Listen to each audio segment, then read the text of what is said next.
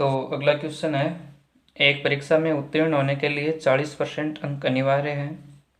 एक प्रतियोगी को 220 अंक प्राप्त होते हैं और वह 20 अंकों से असफल हो जाता है, तो परीक्षा में अधिकतम अंक कितने थे?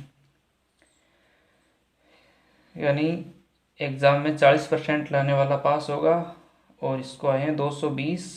अगर 20 अंक और मिलते तो ये पास हो जाता, मतलब इसको 40% बन जाते।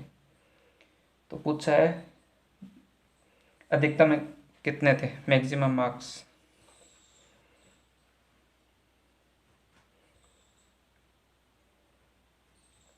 तो इसको अंक मिले हैं 220 प्लस इसको 20 और मिलते तो ये हो जाते 40%।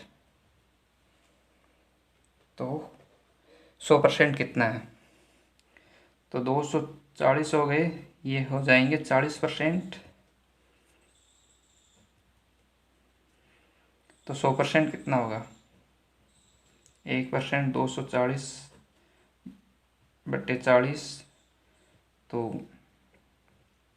100%।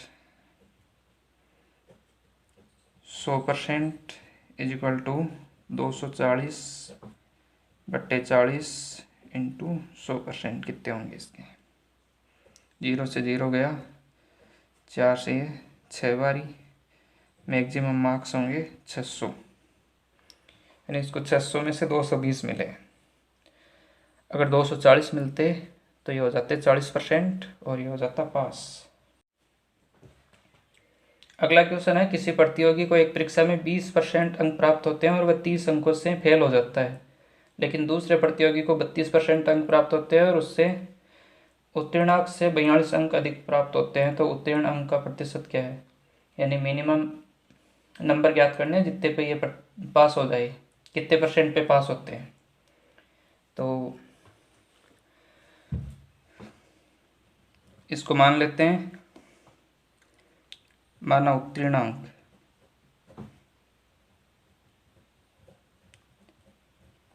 उत्तीर्णांक मीन्स मिनिमम मार्क्स जितने पे ये पास होते हैं। अक्स माना अक्स है, अक्स में से 30 घटाई तो इसको 20% हुए। यानी पास होने के लिए अक्स % चाहिए, उसमें से इसको पास होने के लिए अक्स नंबर चाहिए, उसमें से इसको 30 कम मिले और % बने इसके 20। और दूसरा है उसको उत्तीर्णांक से 42 ज़्यादा मिले और इसके % बने 32। अब इन दोनों के % का डिफरेंस है 12%, जबकि नंबर का डिफरेंस कितना है? इसको अक्स से 30 कम मिल रहे, इसको अक्स से 42 ज़्यादा मिल रहे हैं। यानी इसका डिफरेंस हो गया 12% का। 30 + 42 इज इक्वल टू 72। तो 12% है इसके 72, तो 1% हो गया 72 बट्टे 12, तो 100% हो गए।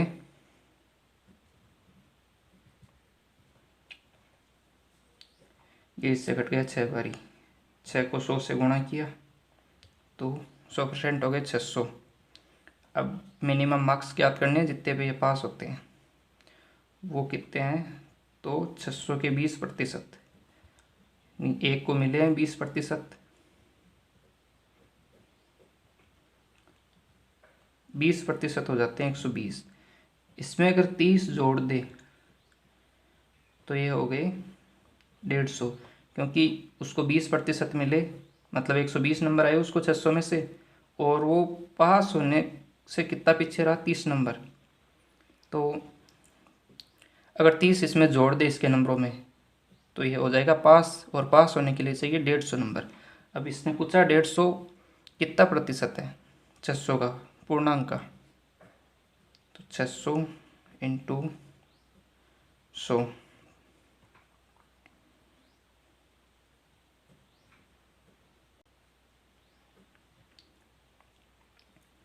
ये कट गया 3 के पहाड़ से, 50 बार, ये 2 बार, ये 25 बार, तो 25% अंक।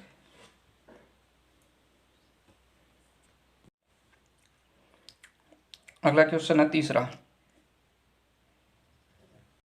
एक छात्र को परीक्षा में 30% अंक प्राप्त हुए और वह 6 अंकों से असफल हो गया तथा दूसरे को 40% अंक मिले और वह 6 अंक अधिक प्राप्त हुए उसको मिनिमम मार्क्स हैं, तो अधिकतम अंक क्या है?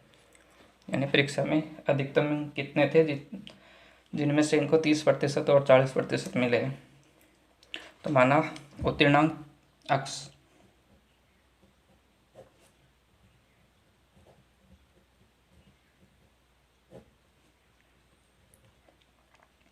अब पहले को मिले 30%, जो कि उत्तीर्णांक जो कि x है उससे 6 कम है, तो उसमें से उत्तीर्णांक में से 6 घटाएंगे तो इसका अंक आ जाएगा 30%। दूसरे को मिले 40%, जो कि उत्तीर्णांक यानी x से 6 ज़्यादा है। अब इनका डिफरेंस है 10% और अंकों का डिफरेंस है, इसको 6 ज़्यादा मिले इसको 6 कम मिले। तो मान लेते हैं हम अगर 50 उत्तीर्णांक है, इसमें से इसको 6 कम मिले मतलब 44 मिले, 6 ज़्यादा मिले मतलब 56 मिले, तो इनका अंतर कितना हो गया? 12। तो 1%, 12/10, 100% निकालते हैं तो 12/10 इंटू 100, ये आ गए 120। और यही पूछा है कितने में से आई। इसको वापस क्रॉस चेक करते हैं। 120 टोटल अंक है, इसमें से x इसको मिले और ये 30% बनाता है, तो इसको कितने मिले? 10x/12 equal 30, x equal 30 into 12/10, तो इसको मिले 36 प्लस इसको 6 और आते तो ये हो जाता पास, मतलब 42 नंबर पर पास हो रहा था। अगला क्वेश्चन है, एक प्रतियोगी को 30% अंक प्राप्त होते हैं और 5 अंकों से फेल हो जाता है, जबकि दूसरे को 40% अंक मिले और उसे उत्तीर्णांक से 10 अंक ज़्यादा मिले, तो उत्तीर्णांक क्या है? यानी मिनिमम मार्क्स क्या है जिन पे ये पास होते हैं। तो माना मिनिमम मार्क्स, माना उत्तीर्णांक x,